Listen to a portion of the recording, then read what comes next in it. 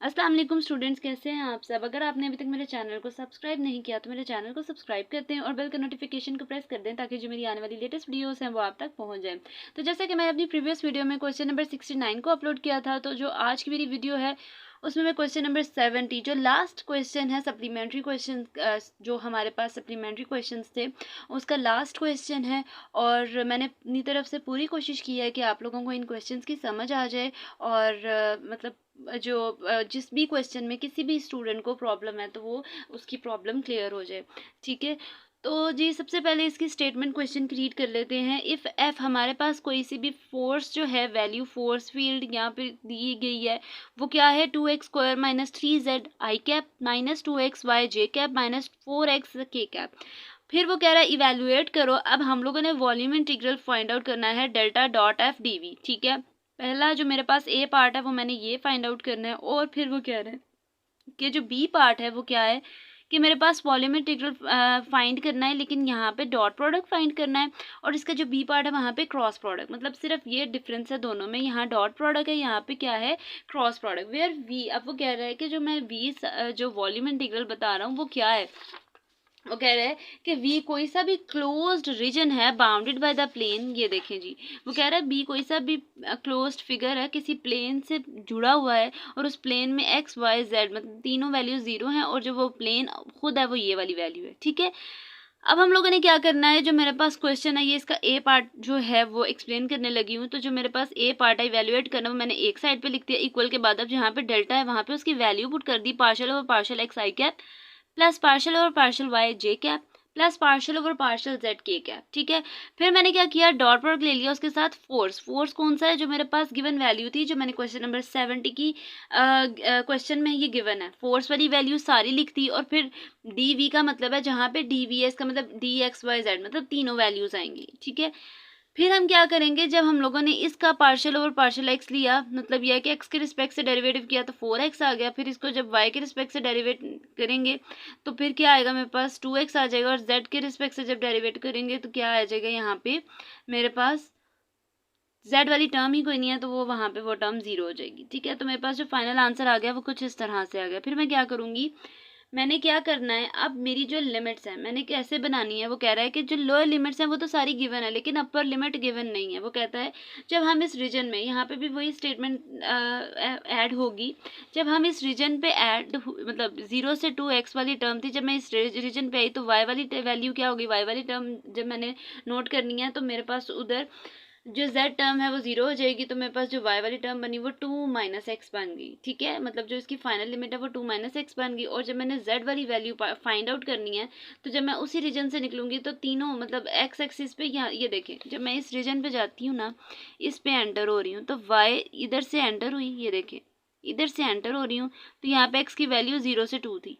ठीक है, जब मैं यहाँ से इसके इस वाले रीजन पे गई तो x और y वाली टर्म थी, तो x और y वाली टर्म देखनी है, वहाँ पे z टर्म का कोई कंसर्न नहीं है। ठीक है, तो फिर मेरी वैल्यू बन गई क्या, 2 माइनस एक्स। फिर मैंने क्या करना है, जब मैंने इसमें से y वाली टर्म में से निकलना है, जब मैं यहाँ से कहीं से ये जब जब यहाँ पे तीनों एक्सेस आ रहे हैं, फिर वहाँ पे तीनों एक्सेस वाली वैल्यूज आएंगी, और जो मेरा प्लेन है 4 माइनस 2x माइनस 2y, वहाँ से z की वैल्यू निकल आएगी। ठीक है, ये वाले क्वेश्चंस मैंने आपको प्रीवियस वीडियो में एक्सप्लेन किए हुए हैं, तो आप वो वाली वीडियो जाके पहले देख लें, तो फिर आपको ये चीज़ें समझ आ जाएंगी। मैं इसको ब्रीफली एक्सप्लेन नहीं कर रही। फिर मैंने क्या करना है, मैंने इसको डेरिवेटिव ले लेना है। पहले मैंने इसका क्या कर लिमिट्स पुट करनी, फिर मैंने इसको एक दफ़ा एक्स के रिस्पेक्ट से, सबसे पहले मैं इसको जेड के रिस्पेक्ट से डेरिवेट करूँगी। जब मैं उसको जेड के रिस्पेक्ट से डेरिवेट करना चाहूँगी तो क्या करूँगी, जो डी जेड है वो सबसे पहले आ जाएगा। ठीक है, फिर मैं इसको इसके रिस्पेक्ट से डेरिवेट करूँगी और उसके लिमिट्स पुट कर दूँगी। लिमिट्स पुट करने के बाद मेरे पास कुछ इस तरह से इसका फाइनल आंसर आ जाएगा। अब मैं क्या करूँगी, जहाँ पे z मेरे पास ये वाली सिंगल टर्म आई है वहाँ पे ये वैल्यू अपर लिमिट पुट करके मल्टीप्लाई कर दूंगी। जब मैं इसको मल्टीप्लाई करूँगी तो कुछ इस तरह से मेरा आंसर आ जाएगा। ये देखिए जी, कुछ इस तरह से मेरे पास इसका आंसर आ गया। फिर मैंने क्या करना है, इसको सिंप्लीफाई करना है। अगर सिंप्लीफाई होता है तो ठीक है, अदरवाइज क्या करूँगी, y के रिस्पेक्ट से इंटीग्रेट कर दूंगी। जब y के रिस्पेक्ट से इंटीग्रेट करूँगी तो उसकी लिमिट 0 से 2 माइनस एक्स है। फिर मैं क्या करूँगी, जहाँ जहाँ y है वहाँ वहाँ उसकी लिमिट पुट कर दूंगी, अपर लिमिट पुट कर दूंगी। आप लोअर लिमिट भी पुट करके देख लेना, आंसर सारा जीरो आ जाएगा, इसलिए जीरो पुट ही नहीं किया जाता। लेकिन यह कि अगर आपने करना है अपनी सेटिस्फेक्शन के लिए तो आप वो जीरो भी पुट करके देख लें। फिर हम क्या करेंगे, जहाँ जहाँ वाई वाली टर्म है वहाँ वहाँ उसकी लिमिट पुट कर दूंगी और फिर मैं उसको मल्टीप्लाई कर दूंगी। इस तरह से कुछ सिंप्लीफाई करके मेरे पास जो क्वेश्चन है कुछ इस तरह से आ जाएगा। फिर मैंने क्या करना है, अगर कोई एक्स स्क्वायर वाली टर्म है तो उसको एक्स स्क्वायर वाली टर्म में प्लस कर दूंगी, मतलब कोई प्लस हो रही है तो प्लस कर देंगे, माइनस हो रही है तो माइनस कर देंगे, कटिंग हो रही है तो वो भी कर देंगे। जब मैं ये सारी चीज़ें कर लूँगी तो उसके बाद मेरा कुछ इस तरह से फाइनल आंसर आएगा। ये एक्स क्यूब वाली टर्म है, ये स्क्वायर वाली टर्म है, ये कांस्टेंट मतलब जो एक्स की पावर 1 है, लीनियर टर्म है, तो क्या होगा, इन तीनों को मैंने ऐसे ही लिख दिया। फिर मैं क्या करूँगी, अब मैं इसको फर्दर सिंप्लीफाई नहीं कर सकती तो मैं इसको एक्स के रिस्पेक्ट से इंटीग्रेट कर दूँगी। फिर जब मैं इसको एक्स के रिस्पेक्ट से इंटीग्रेट करूँगी तो कुछ इस तरह से मेरे पास टर्म आएगी और 0 से 2 मेरी अपर लिमिट आ जाएगी। 2 मैंने पुट कर दिया, जहाँ जहाँ एक्स है वहाँ वहाँ 2 पुट करूँगी और मल्टीप्लाई कर दूँगी। जब मैं उसका मल्टीप्लाई करूँगी तो कुछ इस तरह से मेरा फाइनल टर्म बनेगा 8 - 64/3 + 16, ठीक है। फिर क्या करूँगी, 24 - 64 डिवाइड बाई 3, 3 इसके साथ मल्टीप्लाई हो जाएगा, 72 - 64 डिवाइडेड बाई 3 आ जाएगा। जब मैं इसका एलसीएम लूँगी, एलसीएम लेने के बाद इसको सिंप्लीफाई करूँगी तो 72 में से जब 64 को माइनस किया जाता है तो 8 आ जाएगा, तो 8/3 मेरा क्या हो जाएगा, फाइनल आंसर। ये तो इसका ए पार्ट मैंने एक्सप्लेन किया। अब हम मूव करने लगे हैं। अगर आपने इसको स्क्रीनशॉट लेना है तो आप इसका स्क्रीनशॉट ले सकते हैं। अब नेक्स्ट मैं क्या करूँगी, मैंने इसका बी पार्ट फाइंड करना है। बी पार्ट फाइंड करने के लिए क्या किया जाएगा कि सिंपल इस ही वैल्यू का मतलब यह है कि लिमिट्स वही हैं सारी, क्या करना है, सिर्फ क्रॉस प्रोडक्ट लेना है और उसको सिंप्लीफाई करना है। क्या करेंगे, क्रॉस प्रोडक्ट लेना है। ये देखें जी, कुछ इस तरह से क्वेश्चन है।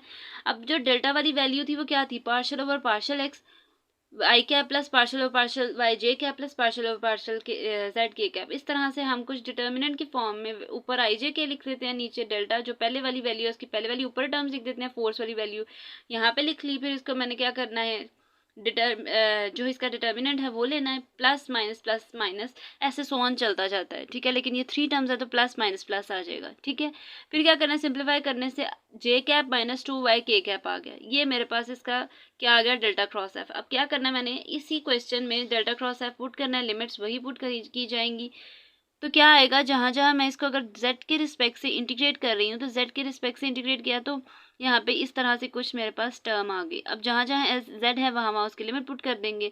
लिमिट पुट करने के बाद उसको सिंप्लीफाई करूँगी और सिंप्लीफाई करने के बाद मेरी कोशिश ये है कि j और k वाली टर्म्स जो है सेपरेट ही रहे, ठीक है।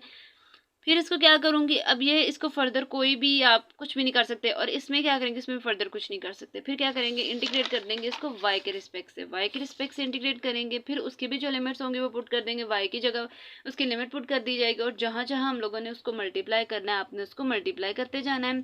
फिर उसको सिंप्लीफाई करना है। अगर कोई चीज़ प्लस हो रही है तो प्लस कर देंगे, अगर कोई चीज़ माइनस हो रही है तो माइनस कर देंगे। कुछ इस तरह से मेरे पास क्या आ जाएगा, final term x² - 4x + 4 J cap plus 2/3 X cube -4x² plus 8x - 16/3 dx, ठीक है। कुछ इस तरह से मेरे पास क्या आ गया।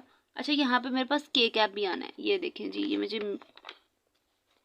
ये मेरा कुछ मिस्टेक हो गई थी, ये के कैप है।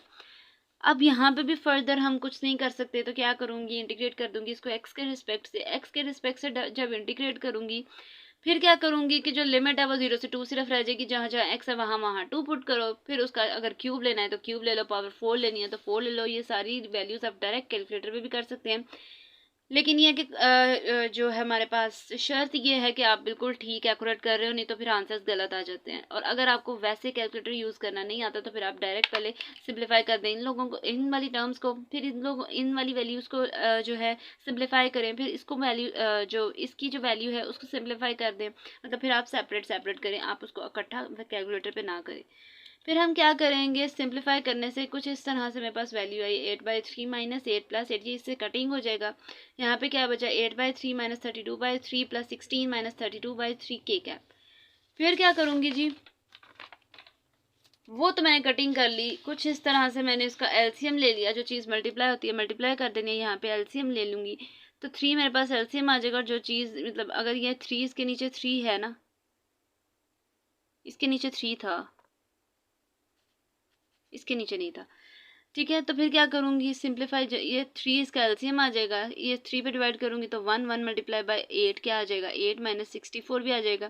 फिर क्या करेंगे, 3 को इस नंबर पे डिवाइड, इसके नीचे कुछ नहीं है 1 आएगा तो 3 डिवाइड बाई 1 3 आ जाएगा। फिर ऊपर 3 जो हमारे पास 3 आंसर आएगा वो इस 16 के साथ ऊपर मल्टीप्लाई हो जाएगा तो 48 आ जाएगा। कुछ इस तरह से एलसीएम लिया जाता है, फिर इसको सिंप्लीफाई करोगे और अगर आपको ये वाला एलसीएम तो आप डायरेक्ट कैलकुलेटर पे 8/3 माइनस 64, बस जो साइंटिफिक कैलकुलेटर आप आ रहे हैं उसमें ये सारी कैलकुलेशंस हो जाते हैं। फिर क्या करेंगे, 56 माइनस 64 हमारे पास इस तरह से कुछ टर्म्स आ जाएंगे, इन दोनों को माइनस करेंगे तो माइनस 8/3 आ जाएगा। अब ये देखें 8/3 इस वाली टर्म में भी है, 8/3 इस वाली टर्म में भी है, ठीक है। तो दोनों में से 8/3 आ रहा है तो दोनों में से कॉमन ले लूँगी और अंदर क्या बचा, जे कैप माइनस के कैप, और यही मेरे पास जो इसका क्या है फाइनल आंसर।